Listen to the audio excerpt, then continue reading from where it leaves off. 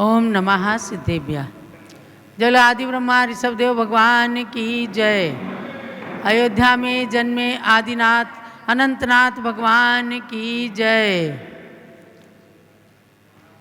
सरयू नदी के घाट पर जैन शासन के 14वें तीर्थंकर भगवान अनंतनाथ के जन्मस्थल का सुंदर मंदिर बना हुआ है।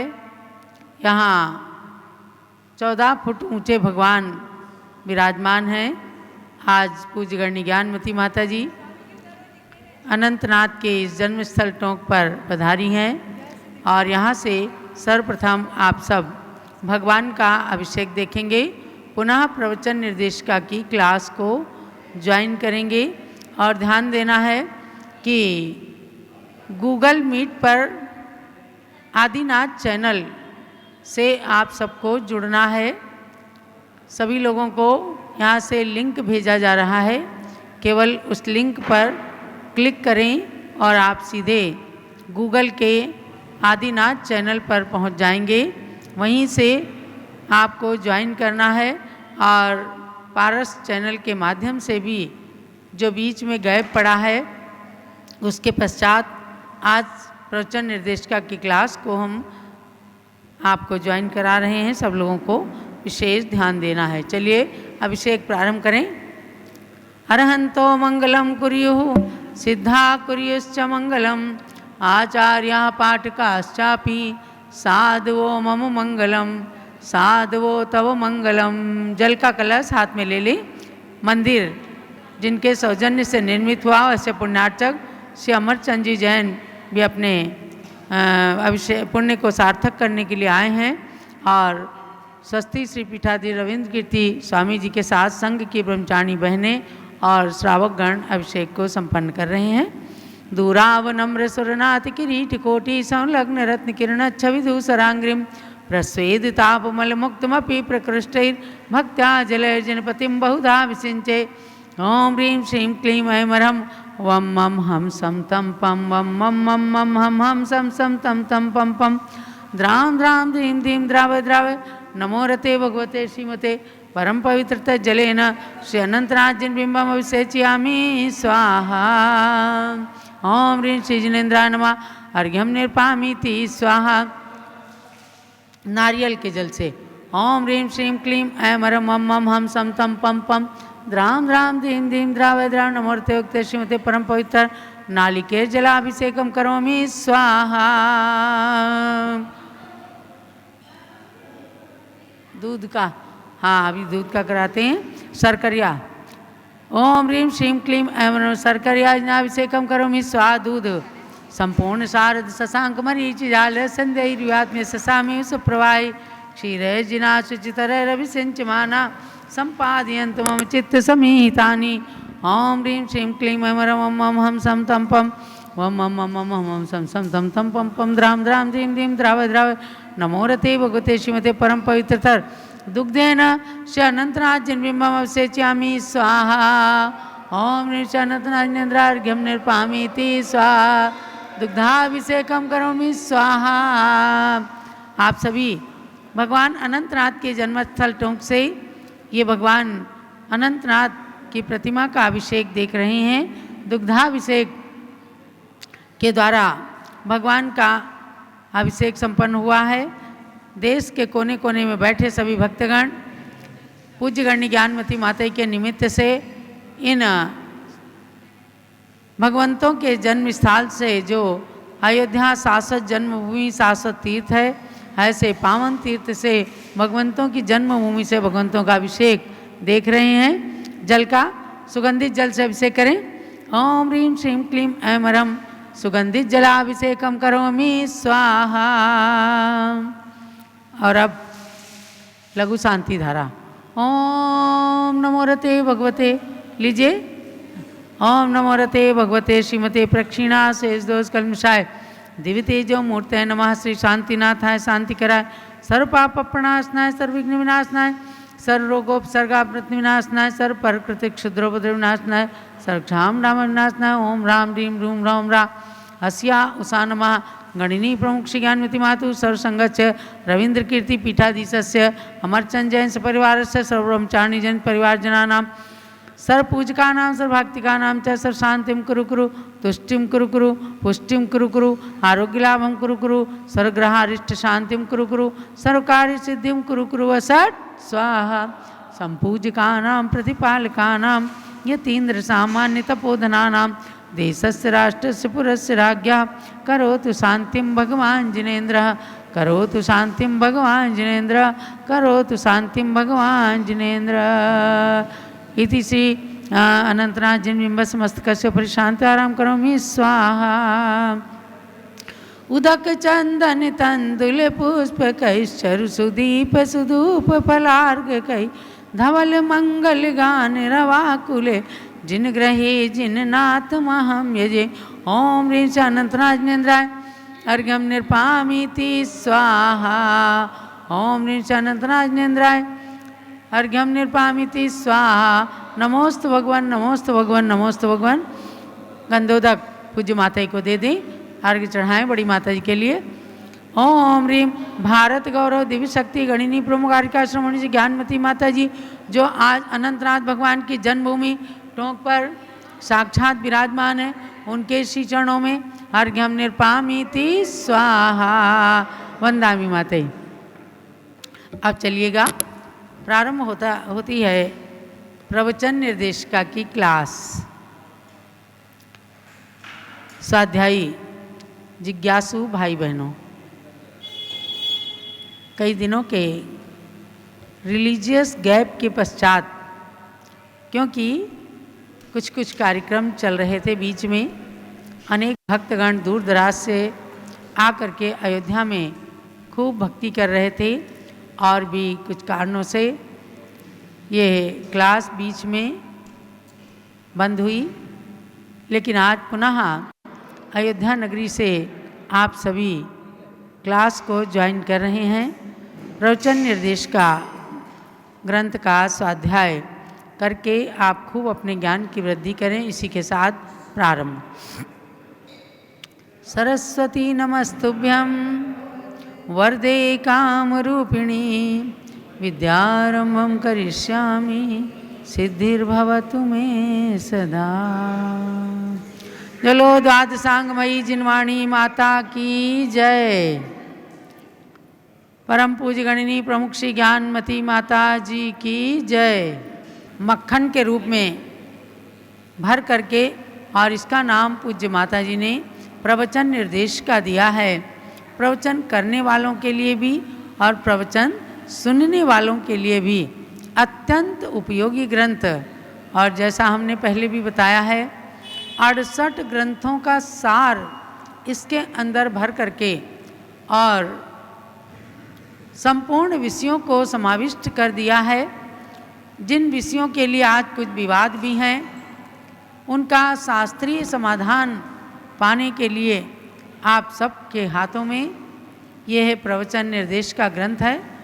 अब थोड़ा सा ही प्रकरण बचा है और 2024 के साल तक आप ग्रंथ को के स्वाध्याय को तो परिपूर्ण कर ही लेंगे, लेकिन इसके 2 अध्यायों की परीक्षा सन 2025 में जनवरी में होगी।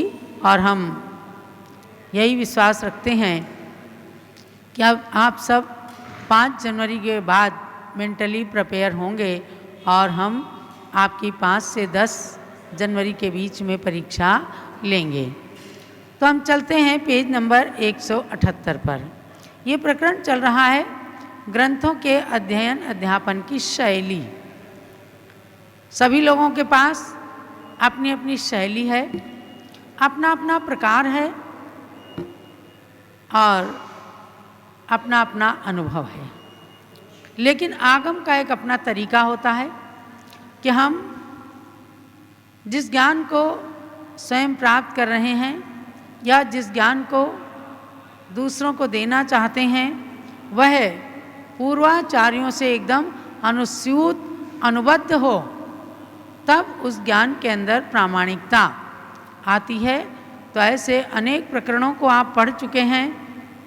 एक तत्वार्थ श्लोक वार्तिक जो तत्वार्थ सूत्र ग्रंथ की टीका के रूप में है और आज से लगभग 800-900 साल पहले जिसकी टीका आचार्य विद्यानंद स्वामी ने किया है, उस श्लोक वार्तिक ग्रंथ को भी आप्तमूलक सिद्ध कर रहे हैं।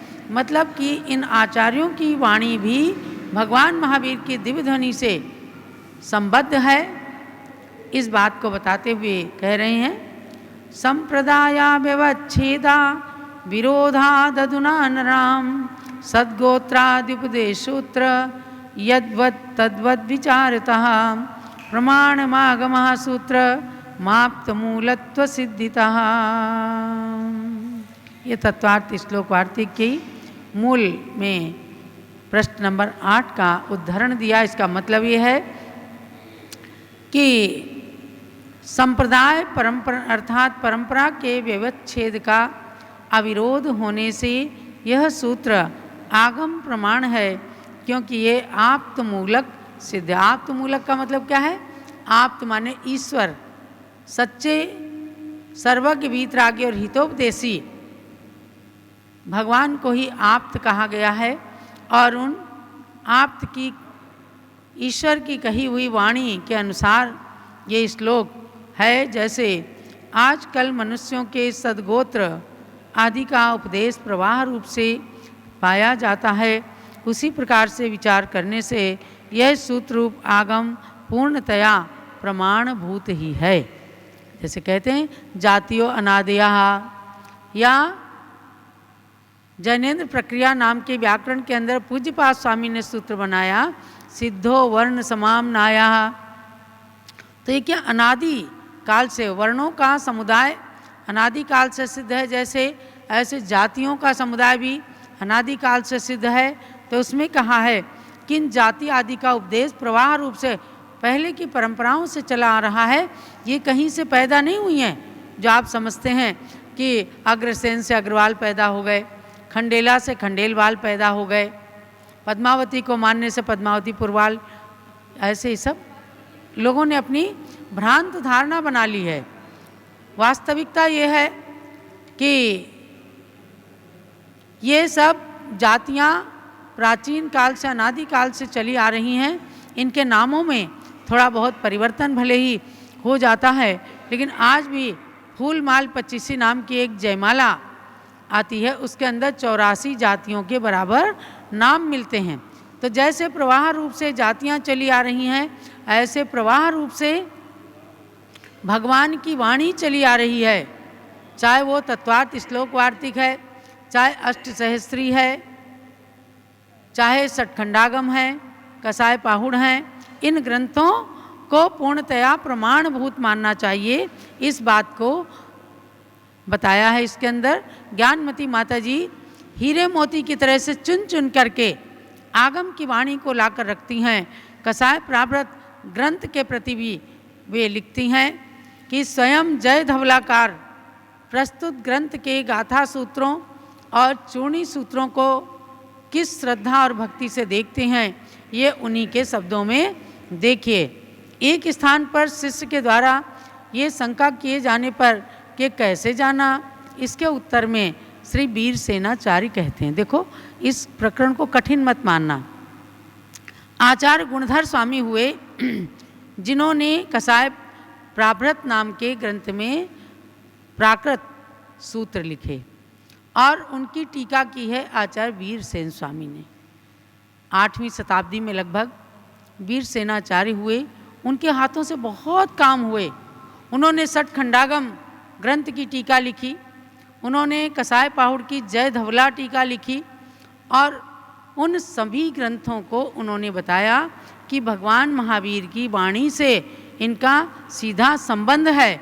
तो वीर सेनाचार्य क्या कहते हैं, एदम माधो बिउलगिरी मथयथ बड्डमान दिवाय राधो विणिकमीय गोदम लोहज जम्बू सामियादि आईरीय परंपराए आगंतुण गुणहरा इरियम पावीय गाहा सरुवेण परिणमीय अज्ज मंखुणा गहत्थितो जय वसः मुहनय्य चुन्निसुत्ता यारेण परिणद दिव्वज्झुणि किरणादो नववदे। ये प्राकृत है।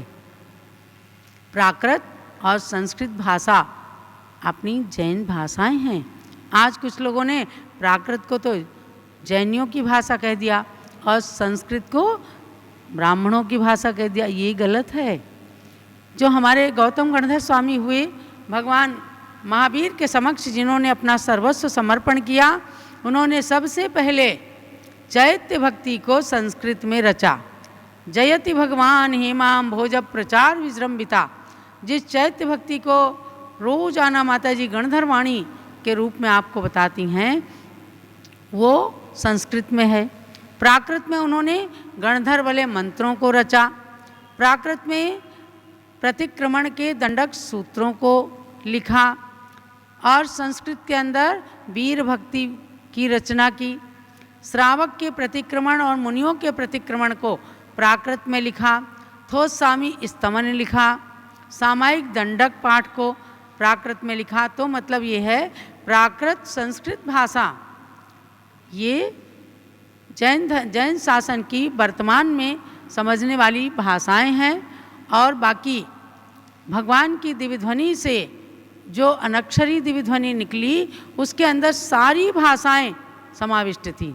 718 भाषा रूप भगवान की दिव्य ध्वनि परिणत हुई थी। सब ने, चाहे वो अंग्रेज़ थे, चाहे फ्रांस वाले थे, चाहे जर्मनी के थे, चाहे प्राकृत जानने वाले, संस्कृत जानने वाले, सब ने अपने अपने भाषा में उस दिव्य ध्वनि को समझ लिया।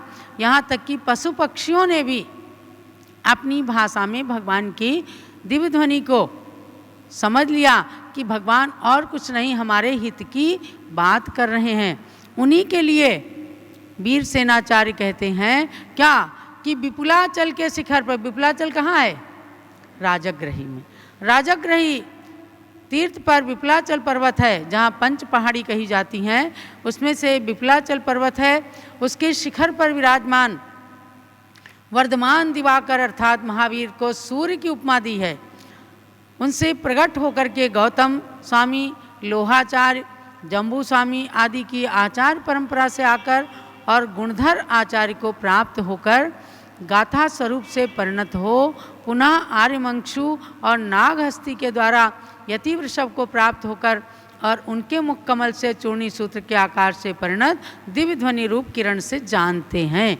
देखो आप, वीर सेनाचार्य की भक्ति, श्रद्धा, समर्पण, प्रामाणिकता कि वे अपने गुरुदेव जिनके ग्रंथ, जिनके सूत्रों पर टीका लिख रहे हैं, उनके प्रति कितनी श्रद्धा, अगाध श्रद्धा व्यक्त करते हैं कि भगवान महावीर की वाणी से चले आए सूत्रों को, ज्ञान को जिन आचार्य गुणधर स्वामी ने प्राप्त किया, उनकी ही वाणी को हम यहाँ पर प्रकट कर रहे हैं। अब आप स्वयं देखो कि मान लो ज्ञानमती माता ने शांति सागर महाराज से ज्ञान प्राप्त किया या प्रेरणा या आशीर्वाद प्राप्त किया, आज वो हमारे सामने मौजूद हैं। तो हम भी तो कहते हैं कि जिन्होंने इस 20वीं सदी के प्रथमाचार्य की वाणी को प्राप्त किया, उनके दर्शन किए, जिन्होंने उनके प्रथम शिष्य वीर सागर महाराज से दीक्षा ली, ऐसी ज्ञानमती माता के पास में बैठ करके और उस ज्ञान सूर्य की किरणों को हम आप तक पहुंचा रहे हैं, तो यह अपना सौभाग्य है। इसी प्रकार से प्रामाणिकता को बताने के लिए वीर सेनाचार्य ने भगवान महावीर की वाणी से सीधा संबंध बताया कि कसाय पाहुड़ का भी सीधा संबंध है। बात आती है सठ खंडागम और कसाय पाहुड़ की, तो सठ खंडागम से पहले का कसाय पाहुड़ है और गुणधर आचार्य और धर सेनाचार्य भी लगभग समकालीन है। गुणधर आचार्य का ज़्यादा काल प्राप्त नहीं हुआ है, लेकिन समकालीन माने जाते हैं। तो इस उदाहरण से ये स्पष्ट हो जाता है कि कसाय प्रावृत ग्रंथ साक्षात भगवान की दिव्य ध्वनि तुल्य है, ऐसा टीकाकार का कथन है। दूसरी बात यह है कि आचार्य परंपरा की महत्ता पर पूर्ण प्रकाश दिख रहा है। जिस आचार्य परंपरा में हमने दीक्षा पाई, जिस आचार्य परंपरा में हमने उपदेश को पाया, उस परंपरा का उपकार अपने को कभी भी नहीं भूलना चाहिए। और जब समीचीन ज्ञान प्राप्त हो जाए तो समझो कि उससे बड़ा उपकारी गुरु हमारे लिए कोई नहीं हो सकता। तो भव्यात्मा, इसलिए इन सब ग्रंथों को पढ़ने का अपना क्रम होता है, और जब विद्वान इनको पढ़ करके श्रावकों तक, श्रोताओं तक पहुँचाएं, तो समझो कि उस प्रामाणिकता के प्रति उनकी बहुत बड़ी श्रद्धा होनी चाहिए, तभी वे श्रोताओं को प्रभावित कर सकते हैं। अगर उनकी श्रद्धा स्वयं डगमगा रही है तो वो भला आपको श्रद्धास्पद, श्रद्धानी कैसे बना सकते हैं। तो इन प्रकरणों को देखकर जानना आप कि कसाय पहाड़ की गाथाओं को, जिनके अंदर अनंत अर्थ गब्भाओ, जिनके गर्भ में अनंत अर्थ छिपा हुआ है, हम भले ही ना समझ पाएं, हम उसको थोड़ा बहुत समझ सकें, लेकिन नद्या नव घटे जलम, नदी के जल को अगर सीसी में भर लिया, नदी तो बहुत बड़ी है, लेकिन अगर उसके जल को, गंगा नदी के जल को सीसी में भर लिया तो गंगा का जल ही तो कहलाता है ना, और बड़ी श्रद्धा से उसको यूज़ करते हैं। इसी प्रकार से गंगा जल के समान पवित्र वाणी को प्राप्त करके आप सबको भी पूर्वाचार्यों के प्रति दृढ़ श्रद्धा करके अपने सम्यक दर्शन को दृढ़ करना चाहिए। अब आप पूज्य गणिनी ज्ञानमती माता के भी मंगल आशीर्वाद को ग्रहण कीजिए। जब बोलो पूज्य गणिनी प्रमुख श्री ज्ञानमती माता जी की जय। ओम नमः सिद्धेभ्यः, ओम नमः सिद्धेभ्यः, ओम नमः सिद्धेभ्यः। भव्यात्माओं, आज हम और आप सभी पुण्यशाली और भाग्यशाली हैं कि जो शाश्वत जन्मभूमि अयोध्या, अनादि निधन जन्मभूमि अयोध्या, जहाँ पर अनंत तीर्थंकर अनंतो अवसर्पणी उत्सर्पणी में हो चुके हैं, चतुर्थ काल में हमेशा हमेशा यहाँ त्रिलोकसार में, तिलय प्रणति में, महापुराण में और अनेकों ग्रंथों में, लोक विभाग में और त्रिलोकसार दीपक आदि ग्रंथों में लिखा हुआ है कि जम्बूदीप प्रणति आदि ग्रंथों में लिखा हुआ है कि यहाँ 5 भरत और 5 अरावत में हमेशा षटकार परिवर्तन होता है। तो उसमें जब जब चौथा काल आता है तब तब 24 तीर्थंकर जन्म लेते हैं। तो हमेशा यहाँ 700 जन्मभूमि अयोध्या में अनंत 24 तीर्थंकर की हो चुकी हैं और आगे होती रहेंगी। हमें और आपको विश्वास करना है, और इसी विश्वास का नाम ही सम्यक दर्शन है। ये विश्वास ही सम्यक दर्शन है। और हम और आप आज अनुभव करें कि जहाँ आज हम बैठे हुए हैं, जहाँ से आपको हम पारस चैनल के माध्यम से कुछ सुना रहे हैं, यह है भगवान अनंतनाथ भगवान की जन्मभूमि। यहीं पर अनंतनाथ भगवान के गर्भ कल्याणक बनाए गए, यहीं पर जन्म कल्याणक बनाए गए, और यहीं पर उन्होंने वैराग्य प्राप्त किया। तो यहाँ इसी अयोध्या के उद्यान में जाकर जनेश्वरी दीक्षा ली है और यहीं पर केवल ज्ञान प्राप्त किया है। 4 कल्याणक हुए हैं। मध्यात्माओं, ये चरण जो है, जो यहाँ विराजमान है, प्राचीन चरण, वो चरण चतुर्थ काल से चले आ रहे हैं, हमेशा हमेशा से चले आ रहे हैं। समय समय पर जीर्णोद्धार होता रहा है। हमें और आपको ये विश्वास करना ही होगा। और उसी भूमि पर आज जो यहाँ पर बहुत सी विष टोक के स्थान पर भूमि थी, उसी पर हमारे रविंद्र कीर्ति जी ने मेरी प्रेरणा के अनुसार यहाँ भव्य मंदिर बनवाया है। और कमेटी के माध्यम से ये जो भव्य मंदिर बना, आज हमें गौरव है, प्रसन्नता है कि इसके बनाने का सौजन्य और सौभाग्य प्राप्त किया हमारे अमरचंद जैन ने। प्रद्युम्न कुमार जैन जो टिकैत नगर के आज यहाँ है, लखनऊ रहते हैं, अब आज आए हुए हैं। हमें अच्छा लगता है, जो यहाँ के महामंत्री भी हैं कमेटी के। भव्यात्माओं, तो यहाँ पर जो ये मंदिर और भव्य जो प्रतिमा विराजमान हुई है अनंतनाथ की, ये इतनी सुंदर भव्य प्रतिमा, पद्मासन नासाक दृश्य प्रतिमा, सौम्य छवि। भव्यात्माओं, इनके दर्शन से लिखा हुआ है, जन्म जन्म कृतम पापम जन्म कोटि समार्थम जन्म मृत्यु जरा मूलम हन्यते जिन बंधनात्। जन्म जन्म में किया हुआ पाप, अनंत जन्म में संचित अनंत अनंत पाप एक क्षण में निर्मूल हो जाते हैं, एक क्षण में नष्ट हो जाते हैं भगवंतों की भक्ति से, और महान साथ से पुण्य का बंध हो जाता है। अनंतानंत संसार संतति छेद कारणम, अनंत अनंत संसार की संतति के छेदने कारण है भगवंतों की एक क्षण की भक्ति। श्री योगींद्र देव ने कहा है परमात्म प्रकाश में, आध्यात्मिक ग्रंथ में, कि यदि निमिषार्धमपि कोपि करोति परमात्मनि अनुरागम अग्निकणिका यथा काष्ठगिरिम दहति शेषमपि पापम। यदि कोई एक अर्ध निमिष मात्र भी आप पलक झपकते हैं, उसके आधे समय मात्र भी परमात्मा में अनुराग करता है तो अशेषमपि पापम दहति, अशेष भी पाप को नष्ट कर देता है। जैसा कि अग्नि की एक कणिका बहुत बड़े फूस के ढेर को जलाने में समर्थ है, उसी प्रकार से एक क्षण भी की गई भगवान की भक्ति अनंत अनंत जन्म के संचित पापों को नष्ट करती है।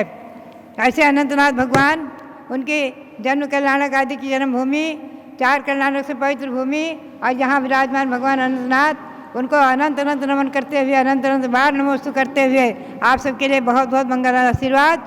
अनंतनाथ भगवंत हैं गुण अनंत भंडार, 3 रत्न के हेतुमय नमो अनंतों बार, 3 रत्न के हेतुमय नमो अनंतों बार, 3 रत्न के हेतुमय नमो अनंतों बार। जय बोलो अनंतनाथ भगवान की जय। पारस चैनल के दर्शक भी ध्यान दें कि 6:30 बजे से शाम को जो आरती होती है, अब आपको गूगल मीट में आदिनाथ चैनल जो उपलब्ध है उसका लिंक बराबर दीदी जी यहाँ से भेजती हैं, और उसी पर उपस्थित होकर के आरती का आनंद लेना है, भक्ति करना है। गूगल मीट पर आदिनाथ चैनल के नाम से इसे आपको ज्वाइन करना है, और उसमें दिन में 3:30 बजे से क्लास और शाम 6:30 बजे से मंगल आरती में आप सब लोग उपस्थित होकर के और धर्म लाभ लीजिए। किसी को किसी प्रकार की कोई असुविधा हो रही हो आदिनाथ चैनल गूगल मीट पर ज्वाइन करने में, तो आप संपर्क कर लें।